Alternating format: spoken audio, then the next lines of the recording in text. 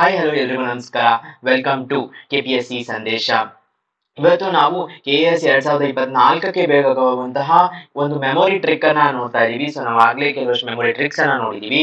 ಈ memory trick ಅಲ್ಲಿ tropic of cancer in countries, tropic of cancer ಯಾವ countries through pass ಆಗ್ತಾ ಇದೆ ಅನ್ನುವ ಟ್ರಿಕ್ ಇದು.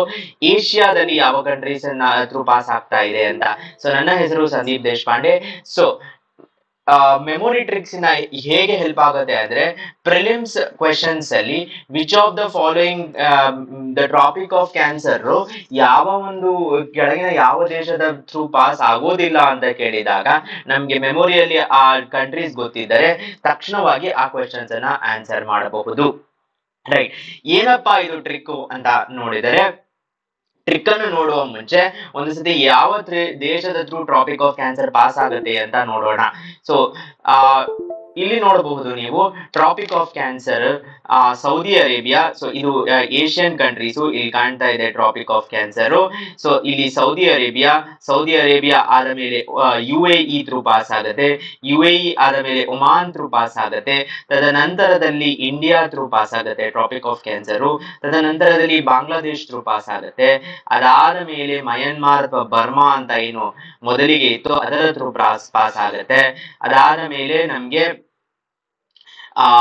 ಇಲ್ಲಿ ಚೈನಾ ಥ್ರೂ ಪಾಸ್ ಆಗುತ್ತೆ.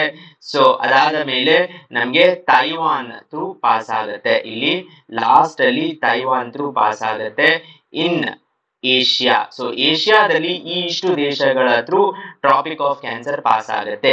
ಹೇಗಪ್ಪ ಇದನ್ನ ನೆನ್ಪಿಟ್ಕೊಳ್ಳೋದು ಅಂತ ಕೇಳಿದರೆ, ಸೊ ಅದಕ್ಕಾಗಿ ಈ ಟ್ರಿಕ್ ಇರೋದು ಮಾಬ್ ಈಸ್ ಕ್ಯೂಟ್ ಅಂತ ಒಂದು ಟ್ರಿಕ್.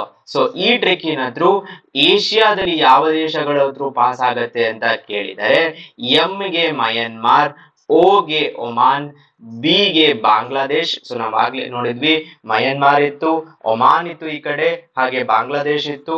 ದೆನ್ I ಗೆ ಇಂಡಿಯಾ, ದೆನ್ S ಗೆ ಸೌದಿ ಅರೇಬಿಯಾ, ಮತ್ತು C ಗೆ ಚೈನಾ ಇರುತ್ತೆ, U ಗೆ UAE ಇದೆ, T ಗೆ ತೈವಾನ್ ಇದೆ. ಸೊ ಈ ಇಷ್ಟು ದೇಶಗಳು ಏನಿದಾವೆ, ಈ ಇಷ್ಟು ದೇಶಗಳ through tropic of cancer pass ಆಗುತ್ತೆ. ನೀವು ಇದೊಂದೇ ನಿಮೋನಿಕ್ ಅನ್ನ ಇಟ್ಕೊಂಡ್ರೆ ಎಕ್ಸಾಮ್ಸ್ ಅಲ್ಲಿ ಈ ತರದ ಪ್ರಶ್ನೆಗಳು ಬಂದಾಗ ಡೈರೆಕ್ಟ್ ಆಗಿ ಆನ್ಸರ್ ಮಾಡಬಹುದು. ಧನ್ಯವಾದಗಳು.